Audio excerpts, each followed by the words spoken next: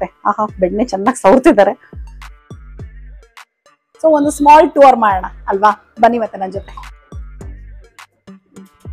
ಹಾಕ್ಲಾ? ನಿಜವಾಗ್ಲೂ? ಎಸ್, ಹಂಗೆ ಹಾಕ್ಲಾ? ಓ, ಸಾಕಷ್ಟು ದೊಡ್ಡ ದೋಸೆನೆ ಬಂದ್ಬಿಡ್ತಲ್ಲಪ್ಪ ಇದು. ಸೌದೆ ಒಲೆ ಮೇಲೆ ನಾನ್ ಫಸ್ಟ್ ಟೈಮ್ ಮಾಡ್ತಾ ಇರೋದು ಇದು. ಹಾಯ್, ಹಲೋ, ಎಲ್ರಿಗೂ ನಮಸ್ಕಾರ. ಎಲ್ರು ಹೇಗಿದ್ದೀರಾ?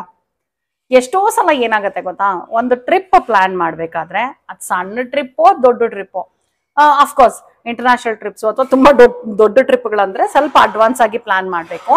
ಬಟ್ ಈ ಸಣ್ಣ ಪುಟ್ಟ ಟ್ರಿಪ್ಗಳಿರುತ್ತಲ್ಲ, ಒಂದು ದೇವಸ್ಥಾನಕ್ಕೆ ಹೋಗೋದಾಗಿರ್ಬಹುದು, ಬೇರೆ ಊರಿಗೆ ಹೋಗೋದಾಗಿರ್ಬಹುದು, ಈ ತರ ಸಣ್ಣ ಪುಟ್ಟ ಟ್ರಿಪ್ಗಳು ನಾವ್ ಎಷ್ಟೇ ಸಲ ಪ್ಲಾನ್ ಮಾಡಿದ್ರು ಅದು ಫ್ಲಾಪ್ ಆಗ್ತಾನೆ ಇರುತ್ತೆ.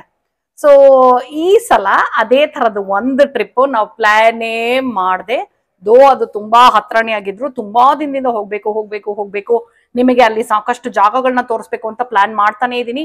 ಸಾಕಷ್ಟು ರಿಸರ್ಚ್ ಮಾಡಿ ಸಾಕಷ್ಟು ಜಾಗಗಳು ಲಿಸ್ಟು ಹಾಕೊಂಡಿದ್ವಿ, ಆದ್ರೆ ಹೋಗೋಕೆ ಆಗ್ತಿರ್ಲಿಲ್ಲ. ಬಟ್ ಇವತ್ತು ಅಲ್ಲಿಗೆ ಹೋಗ್ತಾ ಇದೀವಿ. ಎಸ್, ಸಾಂಸ್ಕೃತಿಕ ನಗರಿ, ಅರಮನೆ ನಗರಿ ನಮ್ಮ ಮೈಸೂರಿಗೆ ಹೊರಟಿದೀವಿ. ಸೊ ಮೈಸೂರಲ್ಲಿ ಸಾಕಷ್ಟು ಜಾಗಗಳು, ಇಂಟ್ರೆಸ್ಟಿಂಗ್ ಜಾಗಗಳು ನಾನು ನಿಮಗ್ ತೋರಿಸ್ಬೇಕು ಅನ್ನೋದೇ ನಮ್ಮ ಉದ್ದೇಶ. ಅದಕ್ಕೂ ಮುಂಚೆ ಮನೆಯಲ್ಲಿ ಒಂದು ಇಂಟ್ರೆಸ್ಟಿಂಗ್ ಪ್ರಾಡಕ್ಟ್ ನ ತೋರಿಸ್ಬೇಕು ಅನ್ನೋದು ಮತ್ತೆ ನನ್ನ ಉದ್ದೇಶ. ಸೊ ಆ ಪ್ರಾಡಕ್ಟ್ ಯಾವುದು, ನೀವೇ ಒಂದ್ ಝಲಕ್ ನೋಡಿ.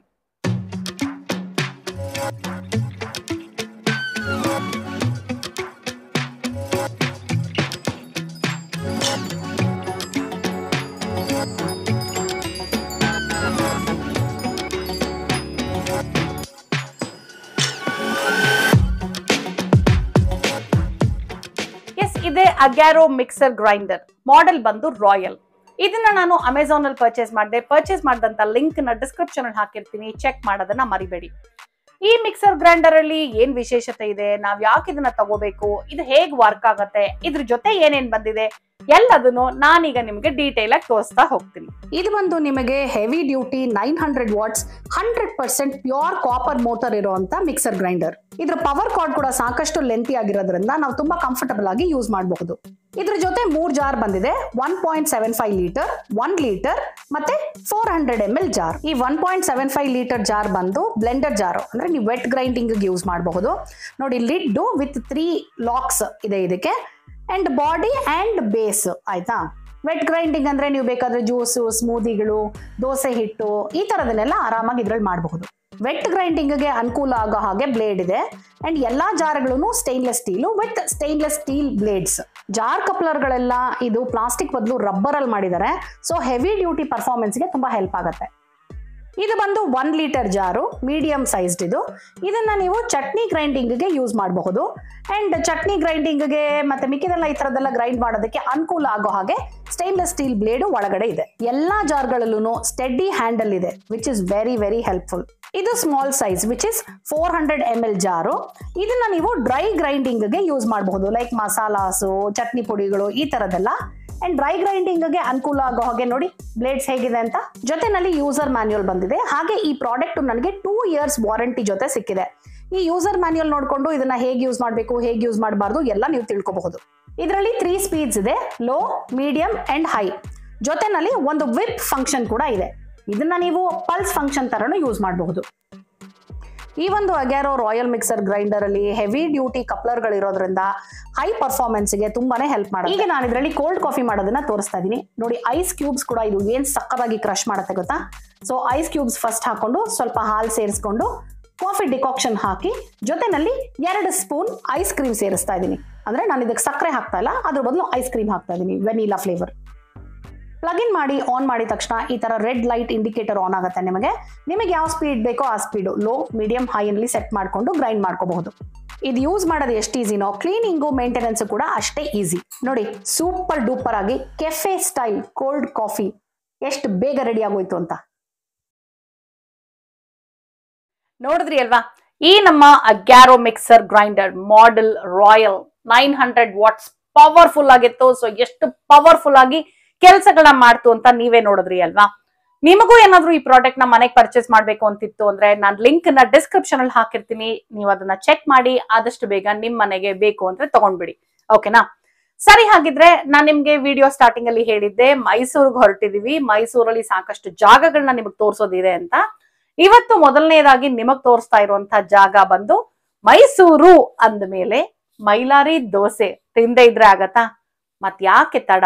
ನಾವ್ ಯಾವ ಮೈಲಾರಿ ದೋಸೆ ತಿಂದ್ವಿ, ಎಲ್ಲಿಗೆ ಹೋಗಿದ್ವಿ, ಹೇಗಿತ್ತದು ಎಲ್ಲದನ್ನು ಇನ್ನ ಕೆಲವೇ ಕ್ಷಣಗಳಲ್ಲಿ ನೀವೇ ನೋಡ್ತೀರ. ಮೈಸೂರಿಗೆ ಬಂದ ಮೇಲೆ ಮೈಲಾರಿ ದೋಸೆ ತಿನ್ಲಿಲ್ಲ ಅಂದ್ರೆ ಹೇಗೆ ಅಲ್ವಾ? ಸೊ ನಾನು ಮೈಲಾರಿ ಅಗ್ರಹಾರ ಮುಂದೆ ನಿಂತಿದ್ದೀನಿ. ಈಗ ಒಳಗ್ ಹೋಗಿ ಮೈಲಾರಿ ದೋಸೆನ ತಿನ್ಬೇಕು. ನಿಮಗೋಸ್ಕರ ನಾವು ಮೈಸೂರಿಗೆ ಬಂದು ಮೈಸೂರಲ್ಲಿ ಸಾಕಷ್ಟು ಜಾಗಗಳನ್ನ ಎಕ್ಸ್ಪ್ಲೋರ್ ಮಾಡ್ತಾ ಇದೀವಿ. ಸೊ ಇಲ್ಲಿ ಒಂದೇನ್ ಗೊತ್ತಾ, ಮೈಲಾರಿ ದೋಸೆ ಮೈಸೂರಲ್ಲಿ ತುಂಬಾ ಫೇಮಸ್. ಆದ್ರೆ ಅಥೆಂಟಿಕ್ ಇದು ಅಥೆಂಟಿಕ್ ಅದು ಅನ್ನೋ ಕನ್ಫ್ಯೂಷನ್ ಸಾಕಷ್ಟಿದೆ. ಸೊ ನಾನು ಅಥೆಂಟಿಕ್ ಯಾವುದು ಏನು ಅನ್ನೋದ್ರ ಬಗ್ಗೆ ಚರ್ಚೆನೇ ಮಾಡ್ದೆ, ವಿಮರ್ಶನೆ ಮಾಡ್ದೆ, ದೋಸೆ ಹೇಗಿದೆ ಅನ್ನೋದ್ರ ಬಗ್ಗೆ ಮಾತಾಡ್ತೀನಿ. ಸರಿನಾ? ಬನ್ನಿ. ಹಾಗಿದ್ರೆ ಮೈಲಾರಿ ಅಗ್ರಹಾರ ಈ ಒಂದು ಹೋಟೆಲ್, ನಾನು ಆಕ್ಚುಲಿ ಇದು ಯಾವ ರೋಡು ಅಂತ ಯೋಚನೆ ಮಾಡಕ್ ಟ್ರೈ ಮಾಡ್ತಾ ಇದೀನಿ. ನಾನು ಯೋಚನೆ ಮಾಡಲ್ಲ, ಅವ್ರನ್ನೇ ಕೇಳ್ಬಿಡೋಣ. ಬನ್ನಿ ಒಳಗೆ ಹೋಗೋಣ. ಸರ್ ನಮಸ್ಕಾರ. ತಮ್ಮ ಹೆಸರು ಸರ್? ಲೋಕೇಶ್ ಅವರೇ. ಸೊ ಲೋಕೇಶ್ ಅವರೇ, ಅಫ್ಕೋರ್ಸ್ ಮೈಸೂರು ಬಂದ್ಮೇಲೆ ಮೈಲಾರಿ ದೋಸೆ ತಿಂದೆ ಹೋದ್ರೆ ಅದು ಮೈಸೂರು ಟ್ರಿಪ್ ಸಂಪೂರ್ಣ ಅಲ್ಲ ಅಂತ ಅನ್ಸ್ತಾ ಇರುತ್ತೆ.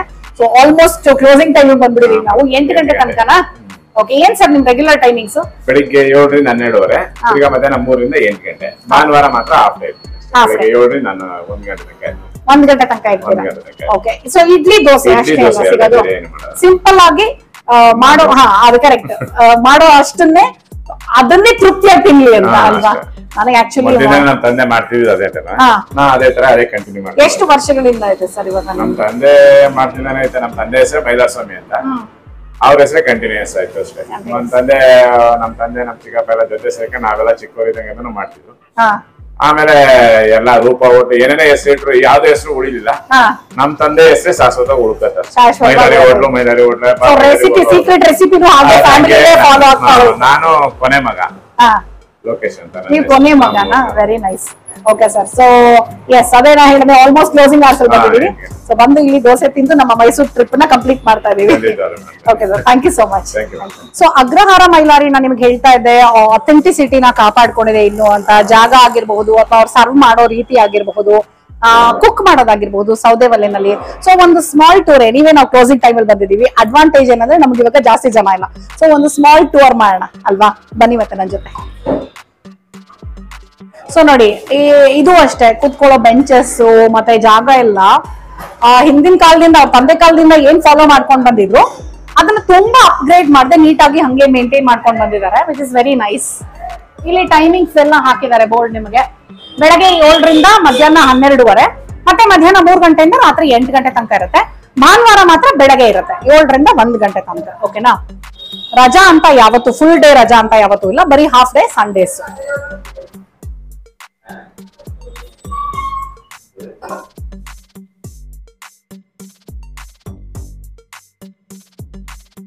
ಇಲ್ಲಿ ಆಕ್ಚುಲಿ ಅವರ ತಂದೆಯವರ ಫೋಟೋ ಇದೆ ನೋಡಿ, ಅಲ್ಲಿ ಶ್ರೀ ಎನ್ ಮೈಲಾರಸ್ವಾಮಿ ಅವರ ಫೋಟೋ ಕೂಡ ಇದೆ. ಇದು ಅಡುಗೆ ಮನೆ. ಬನ್ನಿ.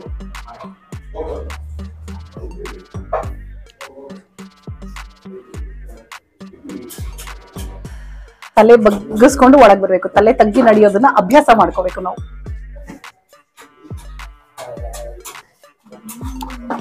ಚಪ್ಪಲಿ ಬಿಟ್ಟು ಹೊರಗೆ ಹೋಗ್ತಾ ಇದೀನಿ. ಹೌದಾ? ನೋಡ್ ಬನ್ನಿ ಇಲ್ಲಿ. ಅಬ್ಬಾ, ಇದೆಲ್ಲ ನೋಡೋದಕ್ಕೆ ಇವಾಗ ಎಲ್ಲೂ ಸಿಗೋದೇ ಇಲ್ಲ ಅನ್ಸುತ್ತೆ ನಮಗೆ. ನೋಡಿ, ಸೌದೆ ಒಲೆ ಹೆಂಚು ನೋಡಿ ಎಷ್ಟು ದೊಡ್ಡದಾಗಿದೆ. ಎಷ್ಟು ವರ್ಷದ್ದು ಸರ್ ಇದು ಒಲೆ ಅಲ್ವಾ?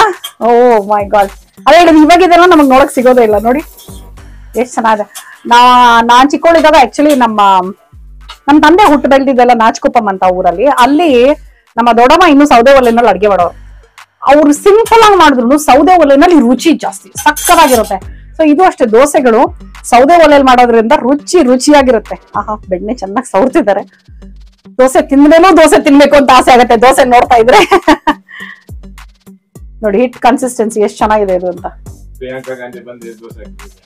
ಇಲ್ಲೇ ಅಲ್ವಾ? ಅದೇ ಹೇಳ್ತಾ ಇದ್ರು ಅವರು. ಆಕ್ಚುಲಿ ಹೆಂಚ ಮೇಲೆ ಪ್ರಿಯಾಂಕಾ ಗಾಂಧಿ ಅವರು ದೋಸೆ ಹಾಕಿದ್ರು ಅಂತ. ನಂಗೂ ದೋಸೆ ಹಾಕ್ಬೇಕು ಅಂತ ಆಸೆ ಆಗ್ತಿದೆ, ಬಟ್ ಕ್ಲೋಸ್. ಹಾಕ್ಲಾ? ದೋಸೆ ನಿಜವಾಗ್ಲೂ ಎಸ್, ಟ್ರೈ ವರ್ಡ್ ಆಗಿದ್ರಿ.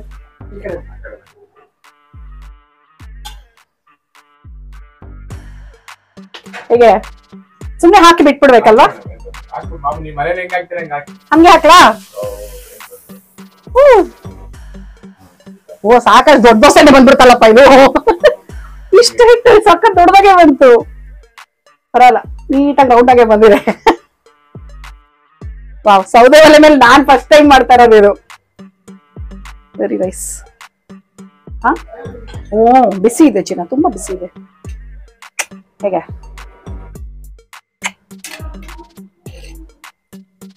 ಇದು ಅಥೆಂಟಿಕ್ ಅಲ್ಲ, ಇದು ರೂಪ ಸ್ಟೈಲ್ ಅಷ್ಟೇ. ಇದು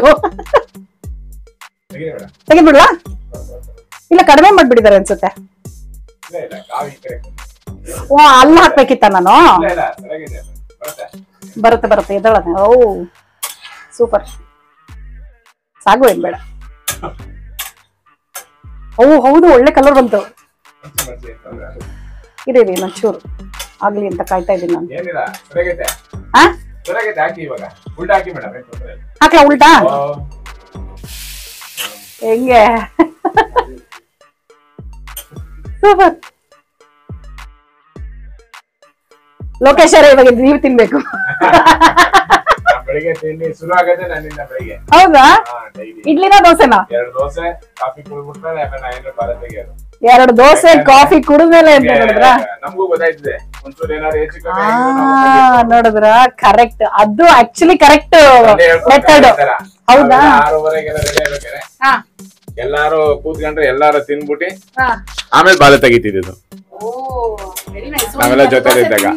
ಆಮೇಲೆ ಬಾಲ ತೆಗಿಯೋದು ನಾನು ಬೆಳಿಗ್ಗೆ 7 ಗಂಟೆಗೆ ತಿಂಡಿ ತಿನ್ಬಿಟ್ಟಿರ್ತೀನಿ. Super, very nice. ಅದು ಆಕ್ಚುಲಿ ಪರ್ಫೆಕ್ಟ್. ನೋಡಿ ಅವ್ರು ತಂದೆ ಹೇಳ್ಕೊಟ್ಟಿದ್ದು ಇವತ್ತು ತನಕ ಫಾಲೋ ಮಾಡ್ತಿದ್ದಾರೆ. ಫಸ್ಟ್ ರುಚಿ ನೋಡಿ ಏನಾಗಿದೆ ಅಂತ ಹೇಳಿ, ಯಾಕಂದ್ರೆ ಕಸ್ಟಮರ್ಸ್ ಬರ್ತಾರಲ್ವಾ ಅವರಿಗೆ ಹೆಚ್ಚು ಕಮ್ಮಿ ಆದ್ರೆ ನಾವ್ ಇಲ್ಲಿ ಆರ್ಡರ್ ಮಾಡ್ಕೊಡ್ಬೋದು. Correct correct. ಆಮೇಲೆ ಸಾಗು ಚಟ್ನಿ ಎಲ್ಲ ನಾನೇ ಮಾಡೋದು. ಅದರಿಂದ ನಮ್ ತಂದೆ ಏನ್ ಅವಾಗ ಮಾಡ್ತಾರೆ ಅದೇ ತರ ರೆಸಿಪಿ, ಸೀಕ್ರೆಟ್ ರೆಸಿಪಿ. ಬೇರೆ ಎಲ್ಲ ಏನಂದ್ರೆ ಕ್ಯಾರೆಟ್ ಬೀನೀಸ್ ಏನೇನೋ ಹಾಕ್ಬಿಡ್ತಾರೆ, ನಾನು ಹಾಕೋದೇ ಇಲ್ಲ.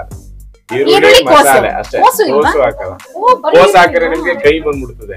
ಕೋಸು ಹಾಕದೆ ಬರೀ ಈರುಳ್ಳಿ ಮಾತ್ರ.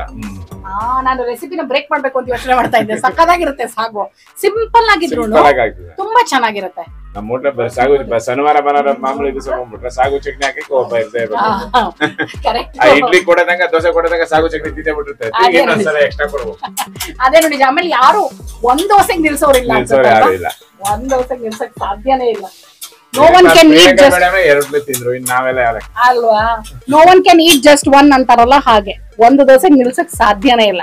ನೋಡಿ ಅಲ್ಲಿ ದೋಸೆಗಳು ಇನ್ನು full. Very nice, thank you sir. ಹುಷಾರ್, ತಲೆ ಬಗ್ಗಿಸ್ಕೊಂಡು ನಡಿಬೇಕು, ಹುಷಾರಾಗಿರ್ಬೇಕದು. ಇದು ಅಷ್ಟೇ ಕಾನ್ಸೆಪ್ಟ್, ತಲೆ ತಗ್ಗಿ ನಡೆಯೋದು.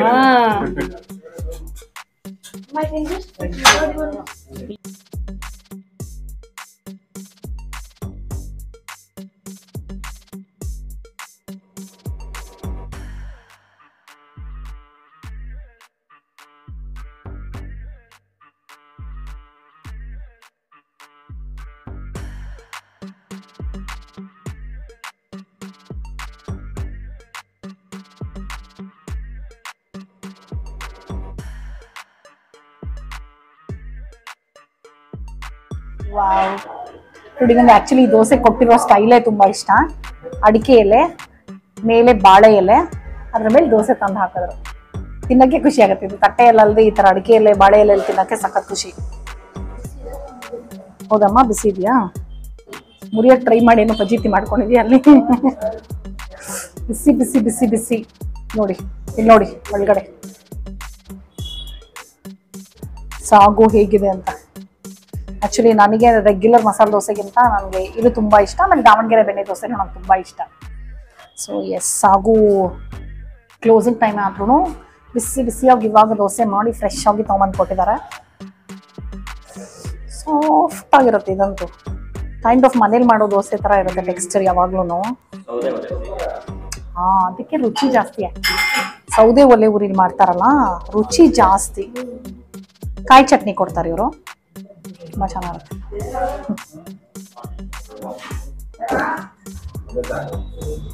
ದೋಸೆ ಬಾಯಿಗೆ ಹಾಕೊಂಡಿದ ತಕ್ಷಣ ಮೆಲ್ಟ್ ಆಗ್ಬಿಡುತ್ತೆ ನೋಡಿ, ಆ ಖುಷಿನೇ ಬೇರೆ. ಚೆನ್ನಾಗಿ ಬೆಣ್ಣೆ ಹಾಕಿ ಕೊಟ್ಟಿದ್ದಾರೆ, ಸೂಪರ್ ಆಗಿದೆ. ಇನ್ಫ್ಯಾಕ್ಟ್ ನಾನು ತಿನ್ನೋ ಮುಂಚೆನೇ ಹೇಳ್ತಾ ಇದ್ದೆ ನಿಮಗೆ ಚೆನ್ನಾಗಿದೆ ಅಂತ, ಬಿಕಾಸ್ ನನಗೆ ಗೊತ್ತು ಮೈಲಾರಿ ದೋಸೆ ನನ್ನ ಫೇವ್ರೇಟು. ಅದರಲ್ಲೂ ಇಲ್ಲಂತೂ ತುಂಬ ರುಚಿಯಾಗಿರುತ್ತೆ ಅಂತ ನಂಗೆ ಗೊತ್ತೇ ಇದೆ. ನೋಡಿ ಸಾಗು, ಇವ್ರು ಸಾಗು ರೆಸಿಪಿನ ಬ್ರೇಕ್ ಮಾಡಬೇಕು ಅಂತ ತುಂಬ ಅನ್ಕೊಳ್ತೀನಪ್ಪ ನಾನು. ಯಾಕೋ ನಗ್ತೀಯ? ಯಾಕಂದ್ರೆ ಎಷ್ಟು ಒಂಥರ ಫ್ಲೇವರ್ಫುಲ್ ಆಗಿರುತ್ತೆ ಗೊತ್ತಾ. ನಂಗೆ ಯಾವ ತರಕಾರಿನೂ ಕೈಗೆ ಜಾಸ್ತಿ ಸಿಗೋದೇ ಇಲ್ಲ. ನೋಡಿ ಸಣ್ಣ ಸಣ್ಣದಾಗಿ ಈರುಳ್ಳಿ ಕೋಸು ಎಲ್ಲ ಹೆಚ್ಚಾಕ್ಬಿಟ್ಟಿರ್ತಾರೆ. ಏನು ಮಸಾಲೆ ಹಾಕ್ತಾರೆ ಅಂತ ಒಂದ್ಸಲ ಹೆಂಗಾದ್ರೂ ಬ್ರೇಕ್ ಮಾಡಿ ರೆಸಿಪಿನ ಟ್ರೈ ಮಾಡಲೇಬೇಕು. ಕಾಯಿ ಚಟ್ನಿ ಅಂತೂ ಸಿಂಪಲ್ ಆಗಿರುತ್ತೆ ನೋಡಿ, ಏನು ಅಲಂಕಾರ ಇಲ್ಲ, ಒಗ್ಗರಣೆ ಇರಲ್ಲ, ಏನಿರಲ್ಲ, ಏನು ಅಲಂಕಾರ ಇರಲ್ಲ. ಬಟ್ ಉಪ್ಪು ಖಾರ ಹುಳಿ ಎಲ್ಲ ಚೆನ್ನಾಗಿರುತ್ತೆ. ಸೊ ಹದವಾಗಿರುತ್ತೆ, ರುಚಿಯಾಗಿರುತ್ತೆ. ರೆಸಿಪಿ ಬ್ರೇಕ್ ಮಾಡಿದ್ರೆ ವಿಡಿಯೋ ನಮ್ಮ ಮನೆಗೆ ಮೈಲಾರಿ ದೋಸೆ. ಏನಮ್ಮ ದಿನ ನಿಮ್ಮ ಮನೇಲಿ ನೀನು ಏನಾದರೂ ರೆಸಿಪಿ ಬ್ರೇಕ್ ಮಾಡಿಬಿಟ್ರೆ ಡೈಲಿ ನಮ್ಮ ಮನೆ ಮೈಲಾರಿ ಮಸಾಲೆ ದೋಸೆ ಡೈಲಿ ಬೇಕಂತೆ ನೋಡಿ. ಅಲ್ಲ ನೀನು ಮಾಡ್ತೀಯ. ಸೂಪರ್ ಆಗಿ 2 ಮಿನಿಟ್ಸ್. ಸೌದೆ ಒಲೆಯಲ್ಲಿ ಇಲ್ಲಿ ದೋಸೆ ಮಾಡ್ತಾರೆ. ಇಲ್ಲಿ ಸುಮಾರು ವರ್ಷಗಳ ಕೆಳಗೆ ಪ್ರಿಯಾಂಕಾ ಗಾಂಧಿ ಅವ್ರು ಬಂದು ಡಬ್ಬದಲ್ಲಿ ದೋಸೆ ಅವರೇ ಬಿಟ್ಟಿದ್ರಂತೆ. ಇಡ್ಲಿ ಬಂದು 2ಕ್ಕೆ 40 ರೂಪಾಯಿ. ಬರೀ ಬೆಳಗ್ಗೆ ಮಾತ್ರ ಇಡ್ಲಿ ಸಿಗುತ್ತೆ. ಮಸಾಲೆ ದೋಸೆ, ಪ್ಲೇನ್ ದೋಸೆ ಎನಿಥಿಂಗ್ ತಗೊಳ್ಳಿ ನೀವು, ಬೆಣ್ಣೆ ಹಾಕಿರುವಂಥದ್ದು 50 ರೂಪಾಯಿ ನಾಮಿನಲ್ ಆಗಿದೆ.